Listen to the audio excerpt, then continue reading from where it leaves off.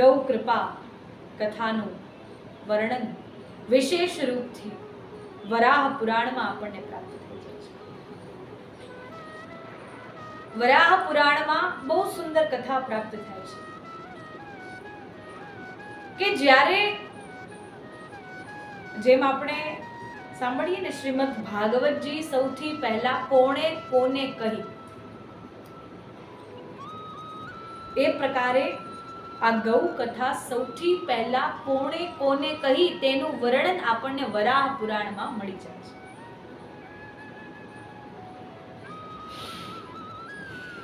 જ્યારે હિરણ્યાક્ષ અને હિરણ્યકશ્યપુનું શાસન હતું અને એ સમયે હિરણ્યાક્ષ એ ત્રિદેવોથી આશીર્વાદ પામીને વરદાન પામીને આ સમસ્ત જગતનું શાસન લઈ લીધું અને આ સમસ્ત જગતનો રાજા બન્યો.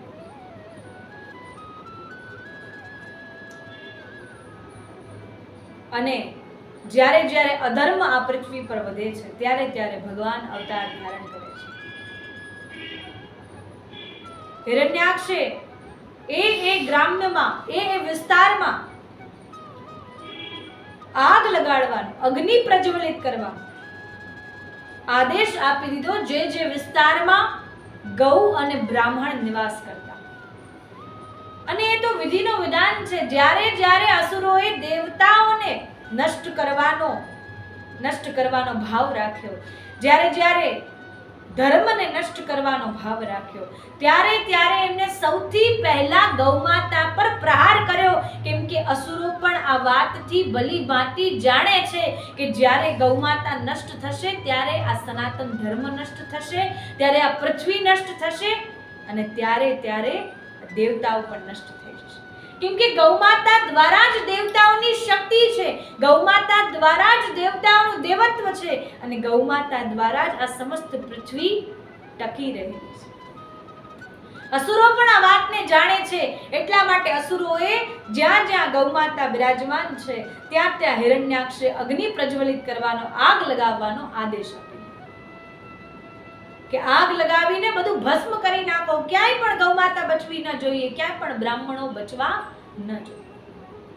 ગૌઓ અને બ્રાહ્મણો આમ તેમ ભાગી રહ્યા છે, પોતાના પ્રાણ બચાવી રહ્યા છે, પરંતુ આદેશાનુસાર બધા ગ્રામ્ય વિસ્તારોમાં અગ્નિ પ્રજ્વલિત થવા લાગી, લોકો ભસ્મ થવા લાગ્યા, ગૌમાતાઓ નષ્ટ થવા લાગી, અધર્મ વધવા લાગ્યો અને ત્યારે ત્યારે દેવતાઓ દુખી થયા. દેવતાઓ દુખી થયા અને દેવતાઓએ ભગવાનને પુકાર્યો. અને જ્યારે ભગવાનને પુકાર લગાવી, ભગવાનને કહ્યું કે આ હિરણ્યાક્ષનું શાસન વધતું જાય છે, એનો પ્રહાર વધતો જાય, એનો અત્યાચાર વધતો જાય છે, હવે આપ કૃપા કરો અને અવતાર ધારણ કરો. અને ત્યારે ભગવાને બ્રહ્માજીની નાસિકામાંથી અંગુષ્ઠનો આકાર લઈને વરાહ ભગવાન પ્રગટ થયા. અને વરાહ ભગવાન પ્રગટ થયા. જોત જોતામાં એમનું સ્વરૂપ એટલું વિશાળ બની ગયું કે બધા જોઈને ચકિત રહી ગયા કે એક ક્ષણ પહેલા જેમનું સ્વરૂપ એક અંગુષ્ઠના આકારનું હતું અને હવે જોત જોતામાં એમનું સ્વરૂપ એટલું વિશાળ બની ગયું છે. અને જ્યારે હિરણ્યાક્ષે પૃથ્વી માતાને લઈ પાતાળમાં છુપાવી અને હવે કેમ કે પૃથ્વી અતિશય દુખી થઈ રહી છે, પૃથ્વી ખૂબ દુખી છે, પૃથ્વી માતા ખૂબ તકલીફમાં છે, પીડામાં છે. અને ત્યારે વરાહ ભગવાન હિરણ્યાક્ષ સાથે યુદ્ધ કરે છે, યુદ્ધ લડે છે અને એ યુદ્ધ વર્ષો સુધી ચાલે છે. યુદ્ધ લડ્યા બાદ વરાહ ભગવાન એ યુદ્ધમાં વિજય પામે છે અને હિરણ્યાક્ષની એ યુદ્ધમાં પરાજય થાય છે. ખૂબ યુદ્ધ કર્યું, પૃથ્વી માતાને બચાવવાનો પ્રયાસ કર્યો. વરાહ ભગવાનની વિજય થઈ અને ધર્મની વિજય થઈ અને અધર્મનો પરાજય થયો.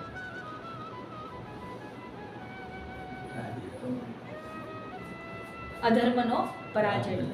અને ત્યાંથી પૃથ્વી માતાને શોધીને વરાહ ભગવાન લઈ આવ્યા અને વરાહ ભગવાન પોતાની દાઢોમાં પૃથ્વી માતાને સમાહિત કરીને લઈ જઈ રહ્યા છે.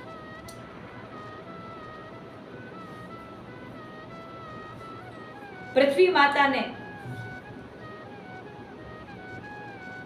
સમાહિત કરીને લઈ જઈ રહ્યા છે અને જ્યારે પાતાળમાંથી લઈ જઈ રહ્યા હોય ત્યારે ગગન માર્ગ તરફ લઈ જઈ રહ્યા છે. અને જ્યારે પૃથ્વી માતાને લઈ જઈ રહ્યા હોય, પૃથ્વી મનમાં ખૂબ વિચાર કરી રહી છે. વસુંધરા માતા મનમાં વિચાર કરી રહ્યા છે, એટલા વર્ષ હું દુખી રહી, અસુરોનો પ્રહાર સહન કર્યો, પીડામાં રહી, દુઃખમાં રહી. હવે જ્યારે પ્રભુનો સંગ પ્રાપ્ત થયો છે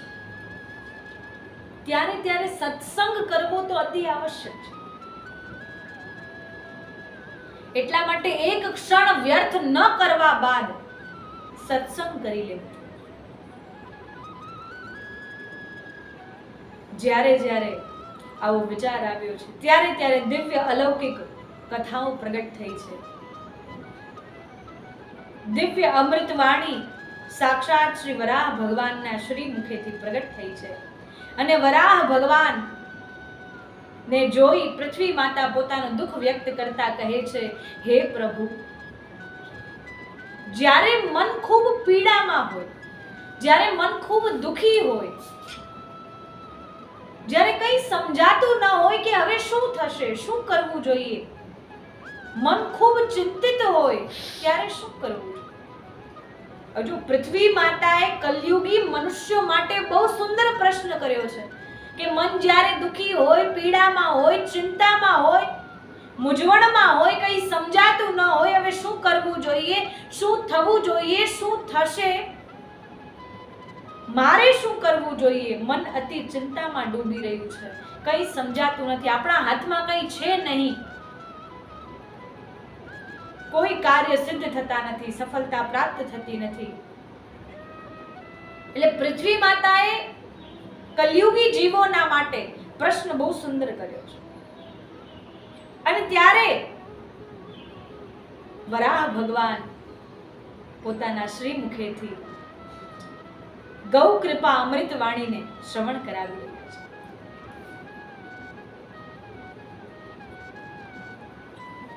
વરાહ ભગવાન ગૌ અમૃત વાણી શ્રવણ કરાવી રહ્યા છે અને પૃથ્વી માતા એ ગૌ અમૃત વાણીને શ્રવણ કરી રહ્યા છે.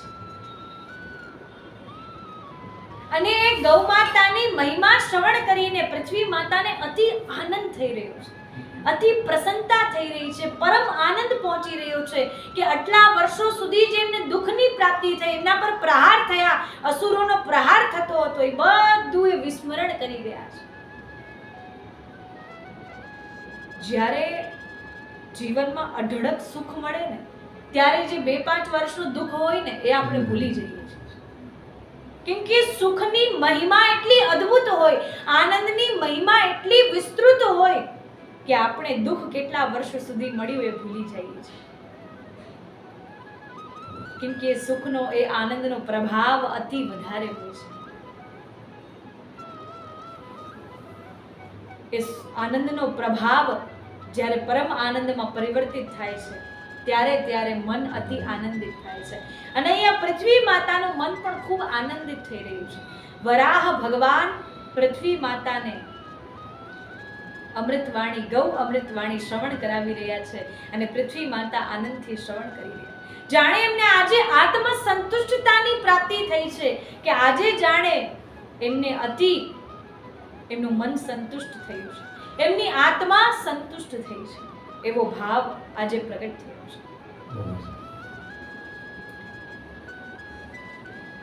ત્યારબાદ કહેવામાં આવ્યું કે સૌથી પહેલા વરાહ ભગવાને પૃથ્વી માતાને આ ગૌ કથાને, ગૌ કૃપા અમૃતવાણીને શ્રવણ કરાવી છે.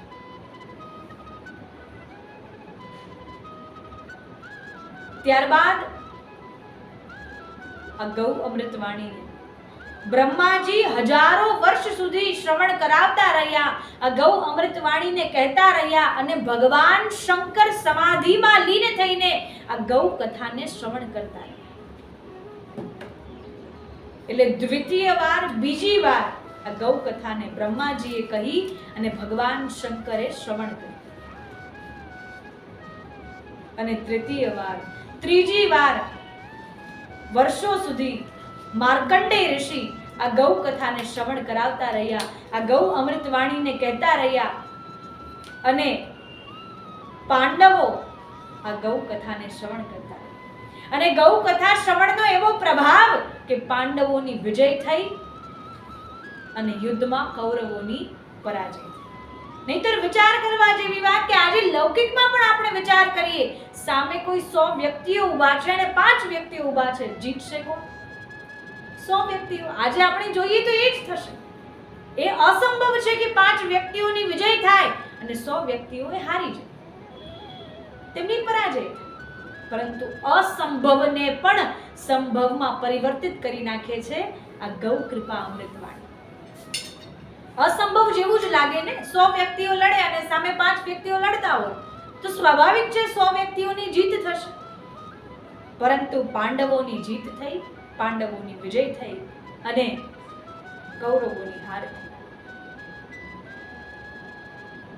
ત્યારે માર્કંડેય ઋષિ આ ગૌ કથાનો, ગૌ કૃપા અમૃતવાણીનો જ પ્રભાવ જણાવતા કહે છે કે પાંડવોની વિજય ગૌ કથા શ્રવણ કરવાથી થઈ છે. એમની સાથે એમના સારથી કોણ હતા? ભગવાન શ્રી કૃષ્ણ, જે ગૌ માતાને સાક્ષાત પોતાની માતા માની રહ્યા છે, ગૌ માતાને પોતાને ગૌ માતાના સેવક માની રહ્યા છે, જેને આપણે ભગવાન માનીએ છીએ એ તો સ્વયંને ગૌ માતાના સેવક જણાવી રહ્યા છે. જેમને પોતાના સંપૂર્ણ જીવનમાં ગૌ માતાની સેવા કરી, ગૌ માતાની ગોદમાં ખેલીને મોટા થયા, એ ભગવાન શ્રી કૃષ્ણ સારથી બનેલા હોય તો વિચાર કરો, ગૌ માતાની સાનિધ્યમાં જેમનું પાલન પોષણ થયું છે, ગૌ માતાના દુગ્ધ દ્વારા, માખણ દ્વારા, ઘૃત દ્વારા, દહીં દ્વારા, ગૌ માતાથી પ્રાપ્ત ગવ્યો દ્વારા, ગૌ માતાથી પ્રાપ્ત ઉર્જા દ્વારા જેમનો ઉછેર થયો છે, એ પ્રભુમાં, ભગવાનમાં કેટલી દિવ્યતા, કેટલા ગુણ હશે એ આપણે વર્ણવવાની આવશ્યકતા